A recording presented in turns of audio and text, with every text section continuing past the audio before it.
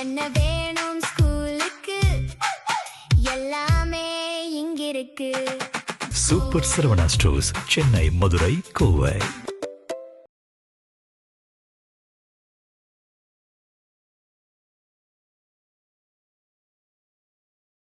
வெறுப்பை கக்கும் விஷம் ஹெச் ராஜா. அந்த உண்மைதானே? கட்சியே விஷம் தாங்க. நீங்க என்னங்க அவரை விஷங்கிறிய?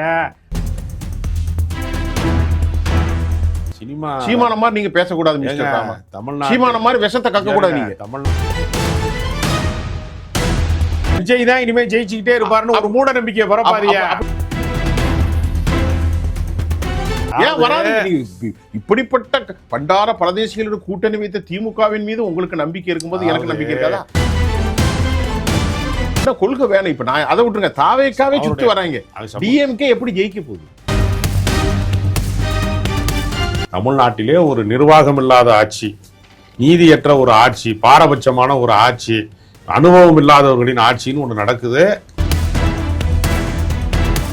திமுக எப்படி வளரும்னு கேட்டா நான் எப்படி சொல்ல முடியும்? எதிரி வந்து மோசமான ஆட்சியை தரக்கூடிய இடத்துல தாவேகா இருக்கு. தாவேகானால சிறந்த நிர்வாகத்தை தர முடியாது, தமிழ்நாட்டின் வளர்ச்சிக்கு பங்களிப்பு தர முடியாது. திமுக இந்த தனியா கூட்டணி நிக்காம நிக்க போகுதுன்னு கனிமொழியா அம்மா எப்படி ஜெயிக்க போறாச்சு?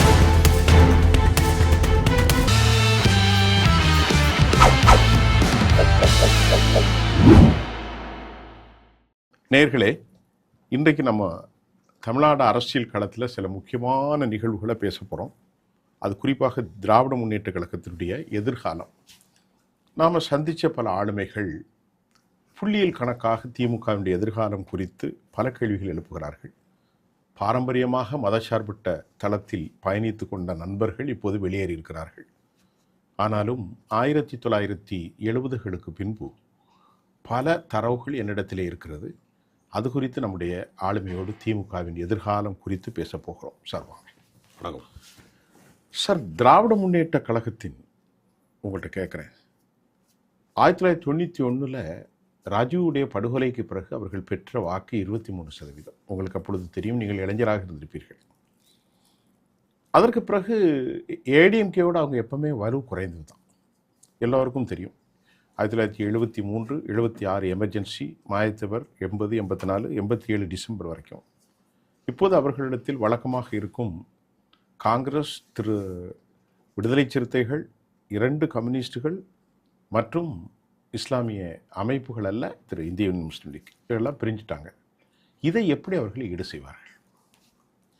அது அமைப்பு ரீதியாக தோழமை கட்சிகளாக இருந்தவர்கள் எல்லாம் அதிகாரத்தை நோக்கிய பயணத்திலே தற்போதைக்கு தற்காலிகமாக அவர்கள் பிரிந்து சென்றிருக்கிறார்கள். ஆனால் நிரந்தரமாக தமிழ்நாட்டினுடைய உரிமைகள் சார்ந்து, இப்போ உதாரணத்திற்கு பிஎம்ஸ்ரீ திட்டத்திலே நீங்கள் கையெழுத்திட வேண்டும், தேசிய கல்விக் கொள்கையை ஏற்றுக்கொள்ள வேண்டும், மும்மொழி கொள்கையை ஏற்றுக்கொள்ள வேண்டும் என்கிற நிலைப்பாட்டை மத்திய அரசாங்கம் இன்றைய தமிழ்நாடு அரசின் மீது திணிக்கிறது. எங்களுக்கு இருமொழி கொள்கை தான் என்று கல்வி அமைச்சரும் சொல்றாரு.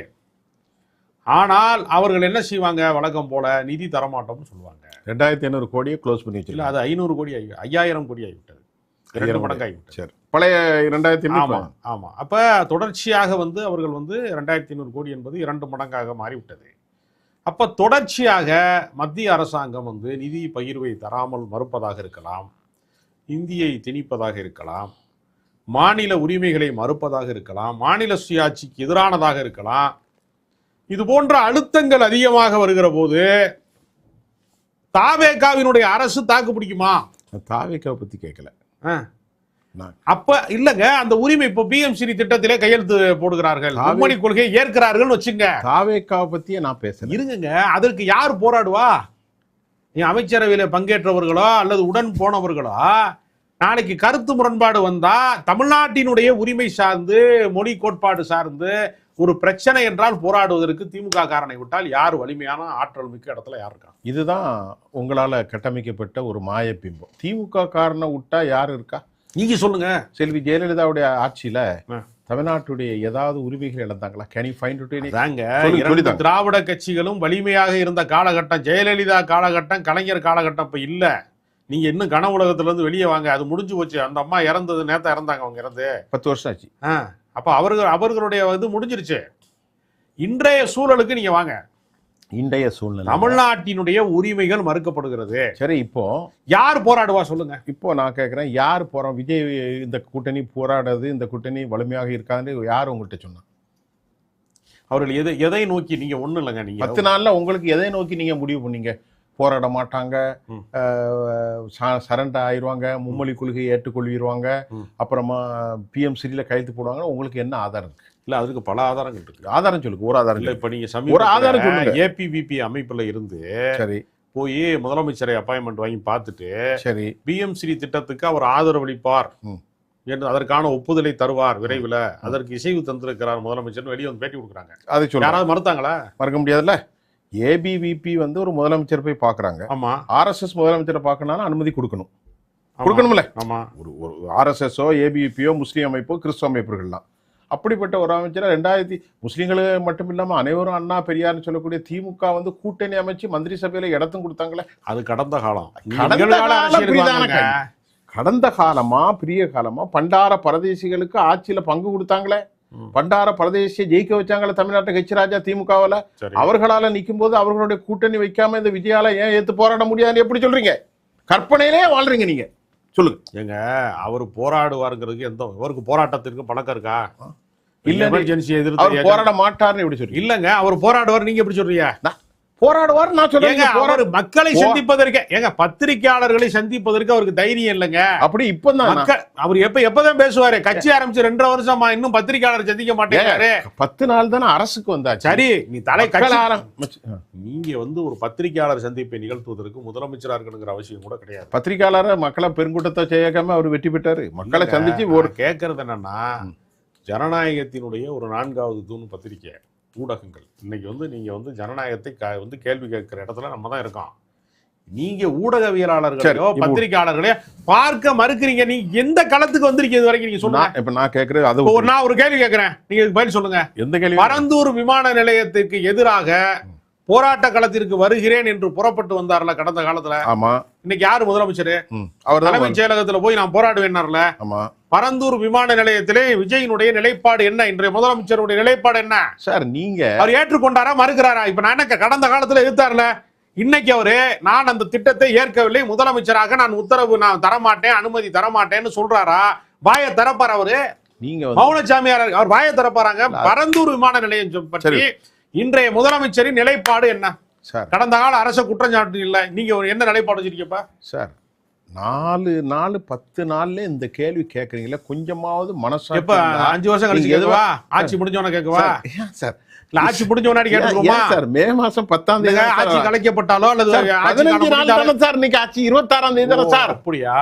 ஐயோ, இன்னைக்கு 26, நாளைக்கு தானே 27.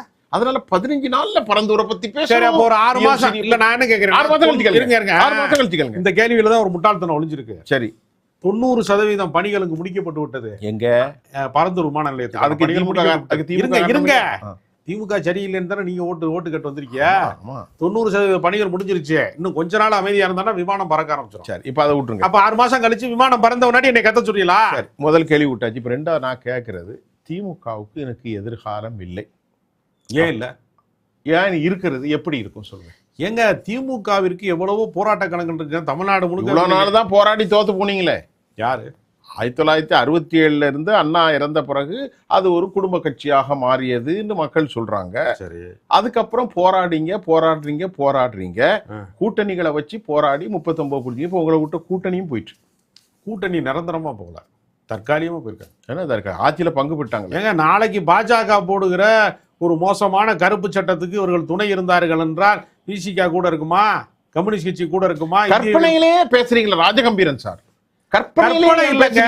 பாஜகவின் அழுத்தத்திற்கு பணிந்து போகிற இடத்துல இருக்கிறாரா, துணிந்து போராடுகிற இடத்துல இருக்காரு அவரு? இன்றைய தாவேகா வந்து எந்த இடத்துல இருக்கு சொல்லுங்க. எப்படி நீங்க அது இன்னும் கட்டமைக்கப்படல. நான் கேட்கிறேன். சரி சார், நான் கேட்கிறேன் சார், ஒன்னும் சொல்லுங்க சார். இதுவரைக்கும் அவர் விஜயா தான் அறியப்பட்டார். சரி, முதல்ல அவர் ஜோசப்னு சொன்னது யாரு? ஒரு பிஜேபி காரங்க சொன்னாங்க. பிஜேபி காரங்கள எச் ராஜா. அவர் பிஜேபி தானே? ஆமா, பிஜேபினா வெறியன். சரி, விஷத்தை கக்கும் வெறியன். அதெல்லாம் கிடையாது. அது கட்சி தொழில் அவங்களுக்கு. வெறுப்பு என்பது அவர்களுடைய. நான் வந்து எப்பவுமே தனிநபர் தாக்குதல், நெறியாளர் அதெல்லாம் கிடையாது. நெறியாளர் பொறியாளர்லாம் கிடையாது. ஒரு பத்திரிகைக்காரன் செய்தியை கேட்பேன்.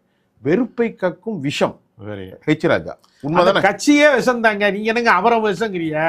அந்த கட்சியே விஷ கடலுங்க அது. சரி, இப்ப ஜோசப் விஜய்னு போட்டார். சரி, அதனால என்னப்பா? அதனால எவ்வளவு மகிழ்ச்சி. ஜோசப்பும் ஆளலாம், கேளுங்க, இங்க பாருங்க. ஜோசுவாவும் ஆளலாம். அது- ஒரு நிமிஷம், ஜோசப் ஆளலாம் தமிழ்நாட்டுல, ஜோசுவாவும் ஆளலாம், சரி. அகமது ஆளலாம், அப்துல் காதர் ஆளலாம், ஆறுமுகமும் ஆளலாங்கிற செய்தி தான் ம். இன்னைக்கு இதே தமிழ்நாட்டின் மதச்சார்பு கிடைத்த மாபெரும் வெற்றி. சினிமா சீமான மாதிரி நீங்க பேசக்கூடாது ஏங்க, மிஸ்டர் ராமா. தமிழ்நாட்டு சீமான மாதிரி விஷத்தை கக்க கூடாது. நீங்க தமிழ்நாட்டுல மதவெறி புக முடியவில்லை, கூற முடியல, புக முடியவில்லை. முடியாதுல்ல. சாதி வெறி அரசியல் அதிகாரம் பெற முடியவில்லை என்று நாம் மகிழ்ந்திருக்கிற நேரத்துல ரசிக வெறி ஆட்சியை பிடித்து விட்டது. ஏன் இப்படி பேசுறீங்க? வேற என்ன அது காரணம்? திரைப்பட நடிகராக இல்லாத ஒருவர் இந்த விஷயத்தை ஏன் சீமானால சாதிக்க முடியல? வேறு தலைவர்களால ஏன் சாதிக்க முடியல? ஏன் வைகோனால இந்த நாட்டுல முதலமைச்சர் ஆகவே முடியல? இவர் ஆகி காட்டியிருக்காருல திமுக. ஏன் காரணம் என்ன? வைகோ திரைப்பட நடிகர் அல்ல, அதனாலதான் காரணம். வேற என்ன காரணம்? சார், நீங்க, நான் கேக்குறேன், இப்படியே பேசி பேசித்தான் சார் உங்க திமுக, நீங்க திமுக கிடையாது. வெற்றிங்கிறது யாருக்கு நிரந்தரம் இல்லைங்க, யாருக்கும் பட்டா போட்டு கொடுக்கல. ஐயா, நான் கேக்குறேன், விஜய் தான் இனிமே ஜெயிச்சுக்கிட்டே இருப்பாருன்னு ஒரு மூட நம்பிக்கையை பரப்பாதிய. அப்படி யாரும் சொல்லலையே. அப்படி பரப்பாதிய. அப்படி விஜயுடைய நிர்வாகம் சரியாக நடக்கிறதா? நான் என்ன கேட்க, நீங்க ஏன் இப்ப நான் என்ன கேக்குறேன், எம்ஜிஆர் போய் இந்த மலையாளி, தவறு. ஒரு நிமிஷம், எம்ஜிஆர் மலையாளின்னு கருணாநிதி பரப்புனார். சரி, மறக்க முடியுமா? சரி, can you deny that what I am ask you? சரி, உண்மையை தானே சொன்னாரு. உண்மை, உண்மையை தானே சொன்னாரு. அவர் இதுதான் தமிழ்நாட்டுல வெறுப்பு. ஹெச் ராஜா முஸ்லீம், அது என்னது சொல்றது, ஜோசப்னு சொன்ன மாதிரி தான் மலையாளி. கடைசியில் அந்த மலையாளி 1984 மாலை 24ஆம் தேதி டிசம்பருக்கு முன்னாலே இறந்து போற வரைக்கும் தமிழர்களே என்னை கடலில் 87 தானே இருந்தாரு. 87 டிசம்பர் வரைக்கும் தமிழர்களே என்னை கடலில் தூக்கி வீசுங்கள், நான் கட்டுமரமாக விதப்பேன், அதில் ஏறி நீங்கள் பயணம் செய்யலாம். அதனால என்னங்க, அதனால ஆட்சி கிடைக்கலையே உங்களுக்கு. ஏங்க சரி விடுங்க. நான் கேட்கறது என்னன்னா, உங்களுக்கு ஒரு விஷயம் புரியல. இப்படித்தான் நீங்க பேசுறீங்க. இருங்க, ஆட்சியிலே இருக்கலாம், இல்லாமல் போகலாங்க, கொள்கை இல்லாமல் போக கூடாதுங்க. தமிழ்நாட்டினுடைய உரிமைகளுக்கு போராடுகிற இடத்துல திமுக காரன் தாங்க களத்துக்கு வருவேன். குடியுரிமை திருத்த சட்டங்கிற கருப்பு சட்டத்தை போட்ட போது லட்சக்கணக்கான பேரை அணிதிரட்டி போராடியது திமுகங்க. கொள்கையில இஸ்லாமியர் பிரச்சனைக்கு குரல் கொடுத்தது திமுக. ஒரு நிமிஷம் கேட்கட்டா, இந்தி எதிர்ப்பு போர்ல உயிர் நீத்து மிகப்பெரிய எழுச்சியை கொண்டு வந்தது திமுக. போராட்ட களங்கள் இருக்கிற ஒரு அரசியல் கட்சி முடிந்து விட்டது நீங்க சொல்லக்கூடாது. நான் கேட்கிறேன், ஐயா, இவ்வளவு விஷயம் பேசுறீங்களா? நீங்க ஒரு பெரியாரிய சிந்தனைவாதி, தயவு செய்து கொஞ்சம் கவனமா பேசுங்க.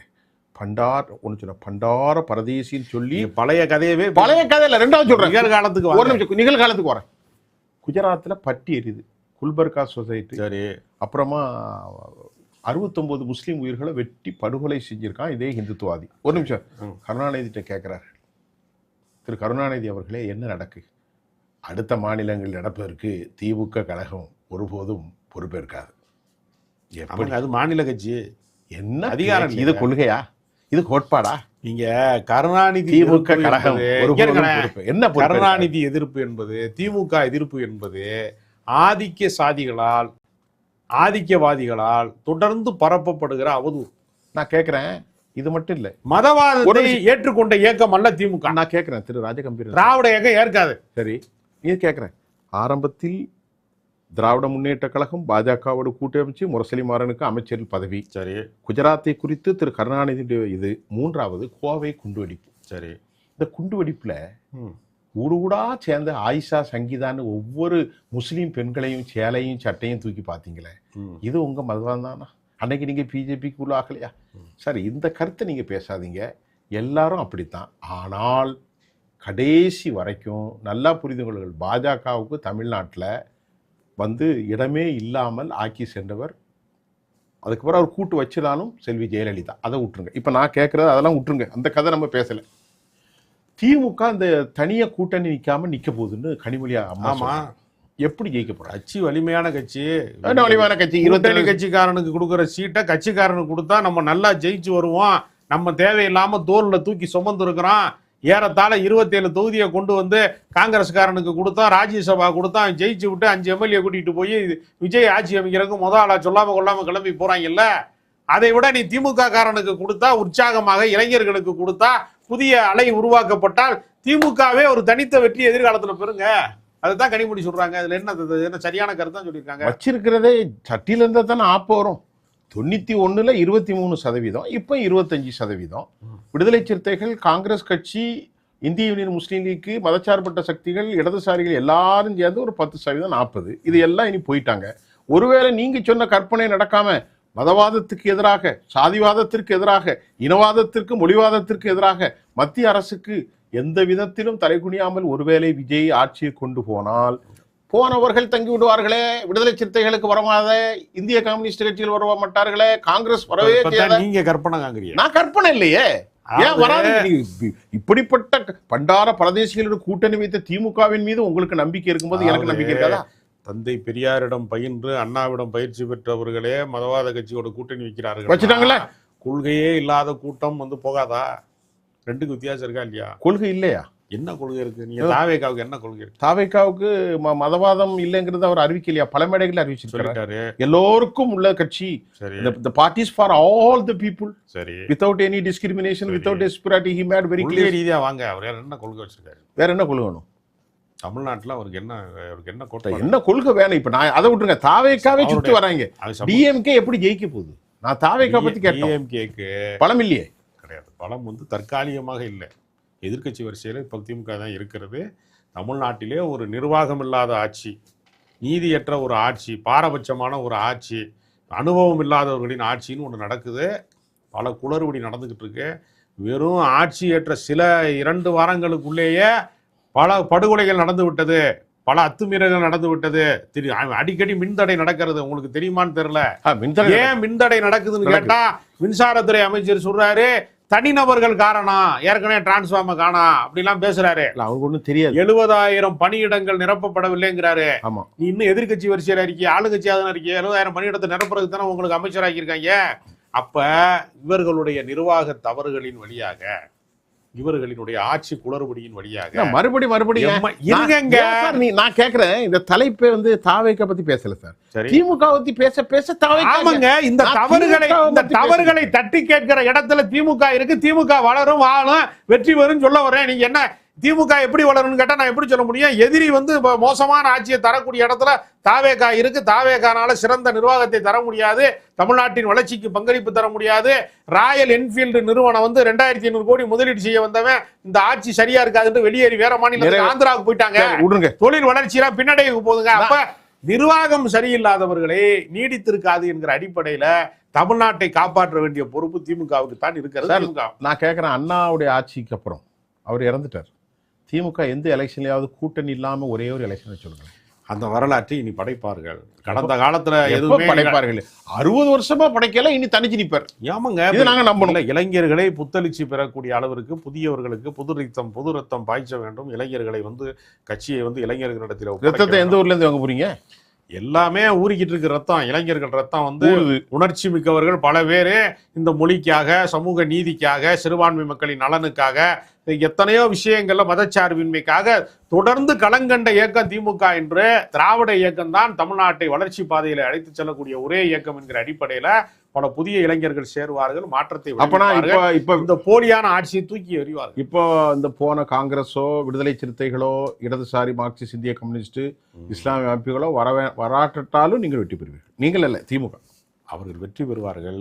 அவர்கள் வரமாட்டார்கள். நீங்க எப்படி உத்தரவாதம் தெரியும்? ஏன் சொல்லிட்டு போனாங்க எல்லாரும், நாங்க அந்த கூட்டணிக்கு போறதுக்கு அவங்களா போக வேண்டியதானே? இல்ல, அப்படி சொன்னாலும் ஏன் சொன்னாங்கன்னா, நாளைக்கு இது நிலைக்காம போனா திரும்பி வருவதற்கு ஒரு இடம் வேண்டும்.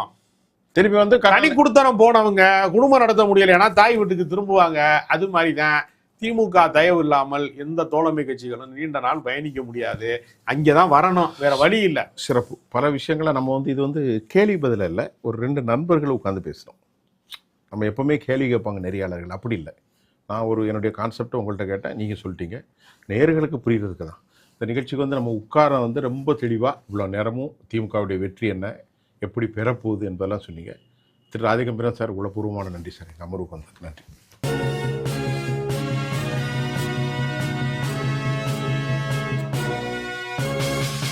உடனுக்குடன் அப்டேட் தெரிந்து கொள்ள ஜெம் டிவி தமிழ் ஆப்பை இன்ஸ்டால் செய்யவும்.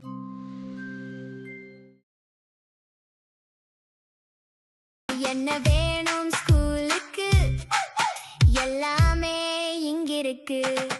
Super Saravana stores, Chennai, Madurai, Kovai.